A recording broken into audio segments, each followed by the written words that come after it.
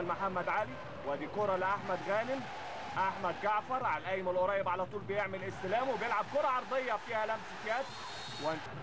وادي اللقطة وادي لمسة اليد والايد المرفوعة تماما من مدافع. وادي أحمد مجدي على القائم الثاني، ولكن المرة دي بيطلع مدافع البترول. احمد حسام ميدو بيوسع وتسديده جامده، وادي الكره التابعه، وادي مره ثالثه ولسه جول. فتح الله بيضع ثاني اهداف نادي الزمالك. طبعا اللعبه ماشيه. طب نمشيها مع بعض. نمشيها مع بعض طبعا كده يا كابتن، مفيش اي تسلل. لا الوضع كده سليم 100%. الكره الباك راح وقف على خط الجون يغطي. احمد جعفر عمل فولو. لا لحظه هنا يا كابتن هيثم بقى، مين اللي بيشوط دلوقتي؟ رميه التماس، تحرك المره دي من احمد جعفر، عدى جعفر برشاقه ومهاره وممكن يلعب العرضيه في منتهى الخطوره، وادي العرضيه وتعدي وتوصل لحازم امام. هيعمل ايه حازم؟ بيوسع لنفسه، ادي التسديده وجول.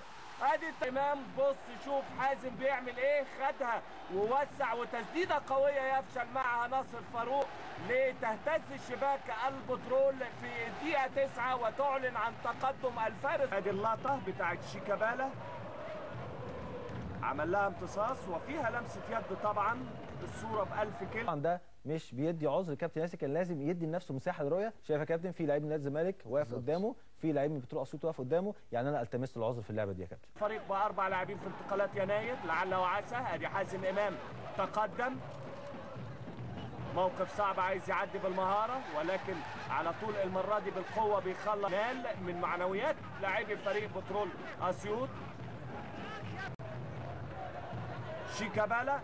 شيكابالا فاتح له ميدو على الجبهه اليسرى، بياخد على طول احمد حسام وبيلعب كره حلوه داخل ال 13 وادي راسيه وجول.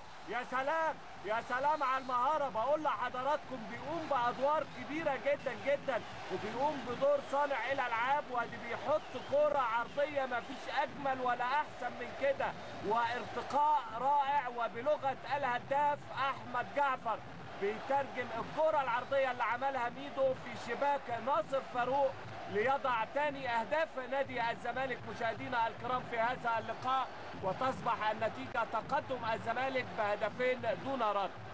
فرحة كبيرة وسعادة كبيرة لجماهير نادي الزمالك، ولكن شوف البصة من ميدو وبص العرضية الحلوة في المكان المتقدم فيه ومتوغل فيه أحمد جعفر، والخطأ من عادل عبد العزيز اللي مكلف برقابة أحمد جعفر، ولكن أحمد جعفر على طول بيحطها على نادي الزمالك. ولكن شوف البصة من ميدو وبص العرضية الحلوة في المكان المتقدم فيه ومتوغل فيه أحمد جعفر، والخطأ من عادل عبد العزيز اللي مكلف برقابة أحمد جعفر، ولكن أحمد جعفر على طول